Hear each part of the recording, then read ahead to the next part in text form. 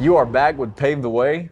We're coming to you from right outside of Atlanta, Georgia, in Dallas. Actually, we're in Powder Springs at our studio. We live in Dallas. And if you came here from an ad, hey, we're glad those things are working. Thank you if you subscribe. Please comment, share. Thanks for being here. Today, Brent and I, it's Brent's 33rd birthday. Happy birthday, dude. Thanks, dude. My Jesus year. The Jesus year, that's right. This year, Hopefully I'll make it. we're praying for that. But this year, we're going to talk, this is your year to show value. And this year, you're going to have so much value that you get to share with other people. I thought, why not make the topic today how to be like a person of value and a man of value? And just, I think about how there's times in business partnership where you're really dependent on others and the value that Brent's able to show and vice versa. I try to show it back and how value has helped our careers, whether it's making a sale or whether it's networking, becoming friends with people. If you have something to provide to people, if your value is the definition is being useful, if you have usefulness to other people, it's much easier to hang out with them if it's more than, if they provide no value and things like that.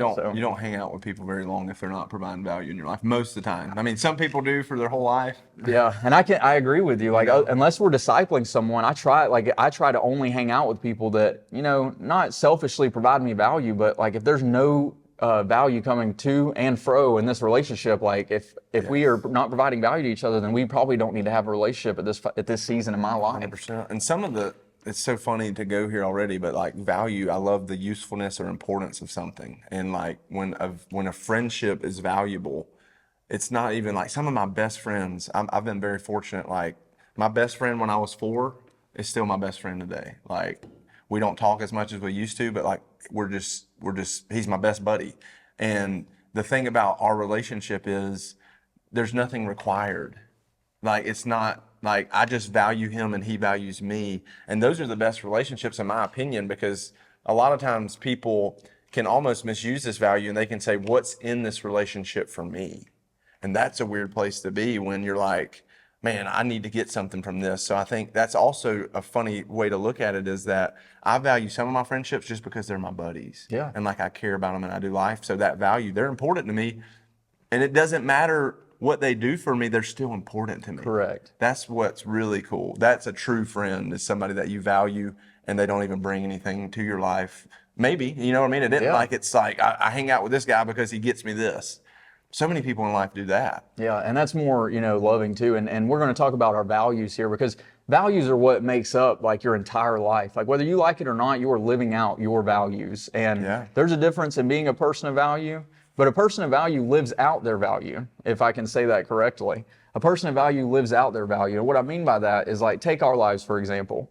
Right now, if it's not related to a relationship with someone, church, business, my family, or going to the gym, working out, then I'm probably not going to be involved with it. Like if it doesn't have to do with those areas, because there's only so much time in a day, and I've already narrowed my time down to where I'm like, hey, this is what I got to do to have the results I want.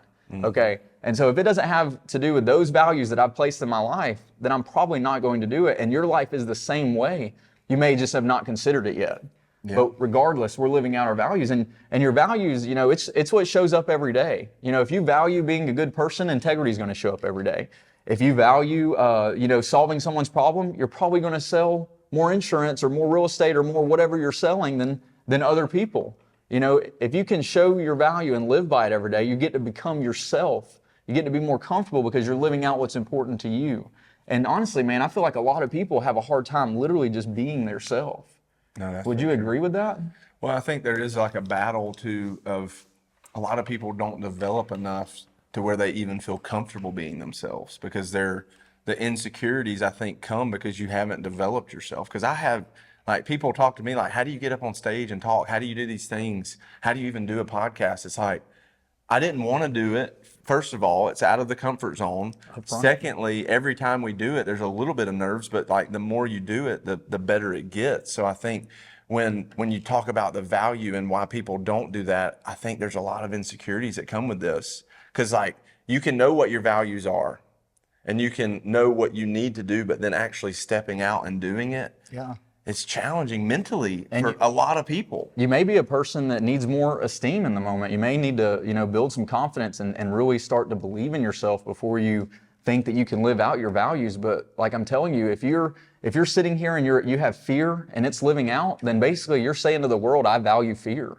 Like if you're afraid to get on a stage and say any words to people, and you don't have to be a paid public speaker. And this podcast, like you said, it was hard up front. I don't want to take anything away from having fear, because fear is what gets us to that next level. I like that. But if you're saying I'm not doing something because you're afraid, then you're basically saying I value fear. And that's what I'm trying to get at, is that you are living out your values, And if you're a person of value, let's be real, you're probably going to meet more people, make more friends, make more money.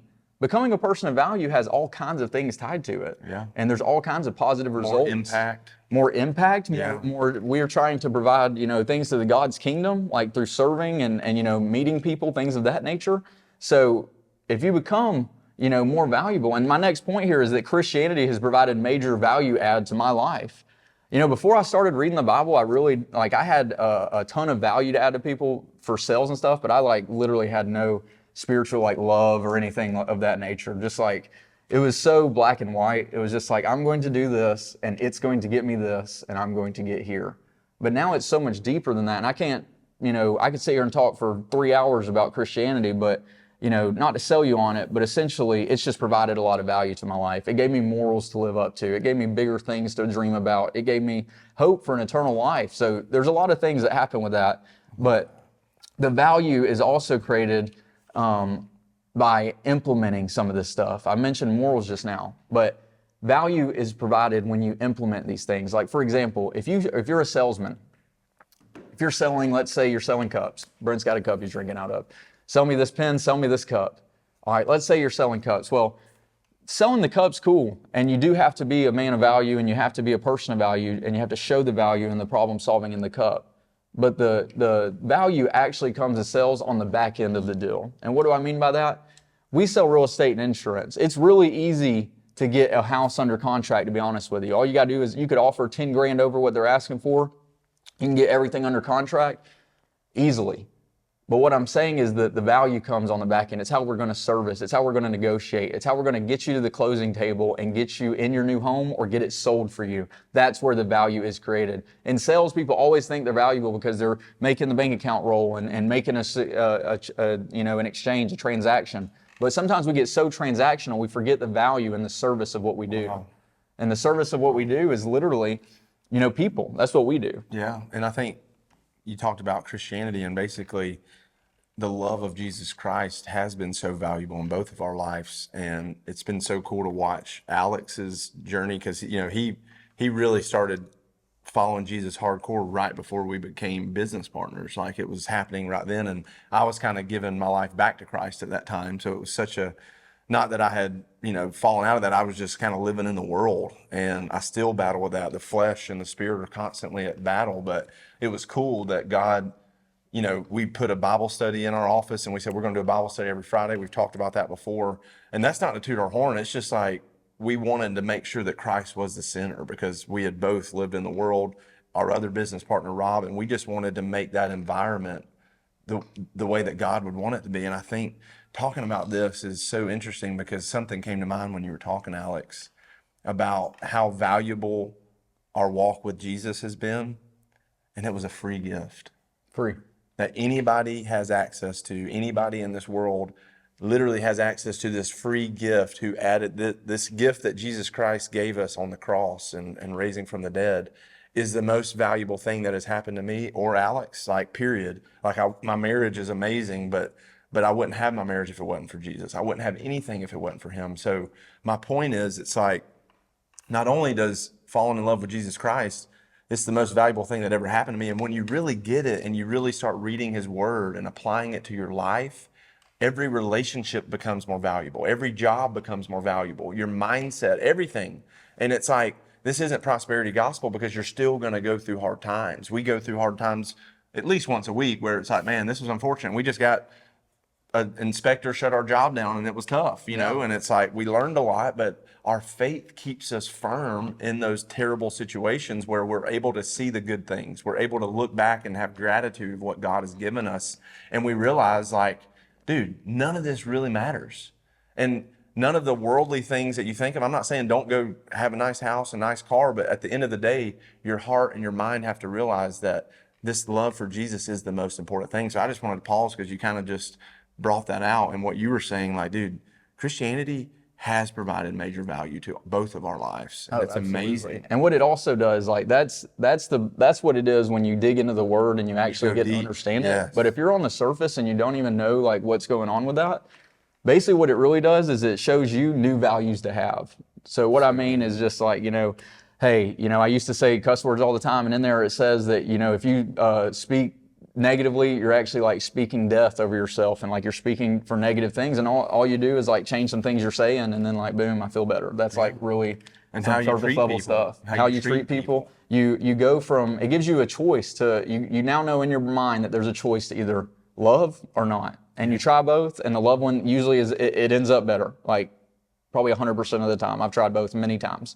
I've tried the not love one like 10,000 times before I started trying the other one. When I think a lot of people run from it because I've talked to so many people that have like a church hurt, and we're talking about love for Jesus here. We're not necessarily talking about love for the church. I think the church is amazing, but the value has came from my walk with Jesus. Really, absolutely. Church is an amazing part of our life, but I just want to overemphasize it's more the relationship with Jesus that brings that value, because you brought up a great point. It's like getting to the next level. We've both been studying the Bible together for 4 years now. We go back and forth with our Bible study, and you know what we do to each other? We sharpen each other. And it's been so cool to have a brother to share doing a Bible study with, and the value that has came from that has made me more valuable in the workplace, more valuable in my relationship with my wife, more valuable in our relationship. So dude, I love that you brought that up. Yeah, and if you have values that don't align with your behavior, like we are talking spiritual realm in this category, but if you have behaviors that if you have values that don't align with your behavior, like if you're acting a certain way, but you don't value that. Like for example, there was a time in my life where I was drinking alcohol like 5 days a week. And there was finally a day where I was like, I don't value the alcohol anymore.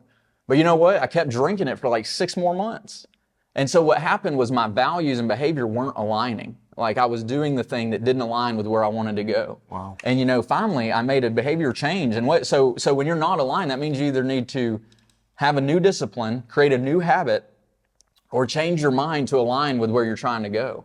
So what I started having to do is I had to start saying like, wow, a Budweiser sounds really good at 3 p.m. on this Tuesday when I don't have anything to do, but I think I'm just going to get a water right now. And if I can beat it this time, I can do it again in an hour. And then I can do it again. And I just had to, eventually my mind started to shift, because there's a future version of you that doesn't worry about the things that you're worried about right now. There's a future version of you that, like, if you're scared financially, there's a future version of you. I don't know where it is. You have to align with that and decide for yourself. But there's a future version of you that isn't worried financially. There's a future version of you that is saved spiritually. There's a future version of you that meets where your goals are, these values, that meets you there and becomes wherever it is you're going, becomes who you will be in the future. And we all have unlimited potential. All right. Your values are going to set up the rest of your life. Another thing I have written down here is that time is something we need to value. Time. Absolutely. Talk about time I think we're so aware of it at this point because everybody talks about it, but sometimes I still find myself falling in like poor time management. Yeah, it's tough, man, because it's, for both of us, you get to the point in your career and your life where you have to learn to start saying no. Absolutely. Because, dude, it's like every day there's sort of phone call or some sort of opportunity that you gotta understand how valuable your time is and the things that you need to be doing. Like there's things for me, like I've got to be prospecting for homes. I've got to be following up on certain houses. I've got to be progressing that, because that ultimately pays our bills, right? Yeah. So if I value that, if that's valuable to our business and my mind is away from that and I'm not managing my time properly, what ends up happening? You end up not making any money. That's real. You end up, and we've been there, guys. Like in 4 years, dude, in 10 years of my sales career, every salesman battles with it, because you have the good months. Yes. And then what happens in the good months a lot of times? You don't value your time because you got a bunch of money in the bank account. And then 3 months later, you're like, what happened to my money? But your time valuation changed because you had money in the bank. And going back to what you said about saying no, like when you start producing all this activity, like when you start calling people, talking about this, doing this job, we got a couple businesses going, and I probably have like minimum 20 to 30 phone calls minimum a day, like every day, like every single day. And the thing about that is that you mentioned saying no. When you produce all that activity, like, you're going to have to say no. One thing I heard that explained it really well is that if someone's calling or texting you, they're basically asking you for their time.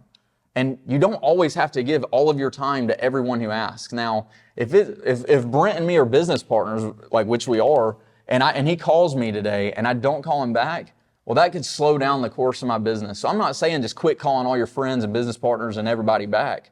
I'm saying if Harold from high school calls you and you haven't spoke to him in 4 years and he calls you when you're in the middle of doing something important for work, you don't have to do that right now. You can wait an hour and call him back. Absolutely. That's all I'm trying to say. And saying no, because is a habit you have to. 100%. Especially in sales, because my whole sales deal was like, I'm answering every phone call that comes in because it might be somebody that's calling me to make money. And when going back to talking about Jesus Christ, when he gets a hold of you, there's also grace in this too, because I think a lot of times I can get so locked into like I need to do this that I put off doing the Lord's work. So it's also like, for me and Alex, a big part of our life, like I've seen this man be taking an insurance sales call and find out that their dad died or something, and he stops in the middle of that sales call and prays for that person. So I can't overstate, like, he values his love for Jesus more than his time management. So he spends, maybe that conversation now goes 5 minutes longer than it would have because you talk about Jesus, but how worth it is it in those moments? Dude, it is, man. And I mean, I don't want to get emotional, but I've had people call me where like their family member passed away and they just called me and said like, thanks for being nice to my family member. And that makes it worth it, dude. Exactly. That makes it worth it. Because really. It's like, yeah, we value our time, but we value our love for Jesus. We're never too, and we should never be too busy to stop and pray for somebody or stop and help somebody. But sometimes our values are so jacked up that doesn't align. And now you've went 3 years and you haven't even helped anybody because you've just been so focused and laser focused on your goals and your dreams. So I love that our values make us value other people. Yeah. I love that. And to the point of the values too, like going back to it, like I said, the values you have are going to get lived out. If you become a person that has like a ton of value and you can think of yourself as a teacher and a mentor and a person who has skill and a person of confidence and courage, you can achieve things, you're going to make the people around you better. Yeah. And that's what the Bible does. I mean, literally, because morally, I don't have the need to cuss people out. I don't have the need to, maybe get in physical disputes. I don't have the need for the things that I used to give into. I don't have the need for them anymore. And therefore, the people around me automatically get a better version of me, and you automatically make them better. Yes. And that comes from development of skills. And also that comes from I was discipled by someone, and I am now actively discipling people. Yes. And so that is going to provide value to anyone's life, no matter where you're coming from, no matter what. Yes. If you just got out of prison, or if you're a graduate from college and you can start developing skills and getting morally aligned with who you want to be in the future, that is going to make the people around you better. And we're just saying that the easy way to do that is to read a Bible. That's all I'm saying. It helps, dude. So, and value also too, we talked about saying no, but think about this. Think about the things you're saying yes to are the things you're saying I value. Yeah. And so the things you're saying yes to, I have a 1-year-old son now, and this dude runs around like a maniac.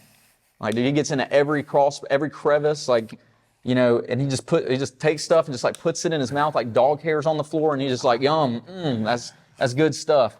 But I got to give him my time. I got to give him my generosity. I got to give him these things so he can grow up and be like a young man that provides value to society. And when I say yes to those things, not only am I providing value to him and my wife and my marriage, but I'm also providing value to this world. And so value is a huge thing. I can talk about value for hours on end because I've analyzed this so much. But do your best, man. Become valuable. Think about where you want to be. Think about where you want to go and try to align with it. And over time, I promise you will become a better version of yourself and you will have more value and find out what you value. Man, and the last thing I want to say if you're closing out here is chase impact, chase Jesus, don't chase dollars. And if you chase impact and if you chase Jesus, the dollars and everything will come. And I think so many times we value money so much, we're missing the mark. So chase impact, chase Jesus, and the dollars and everything you need will come when it's that time for it to come. Yeah, the ROI will be there. Yes. Thanks, y'all. guys. Thank y'all.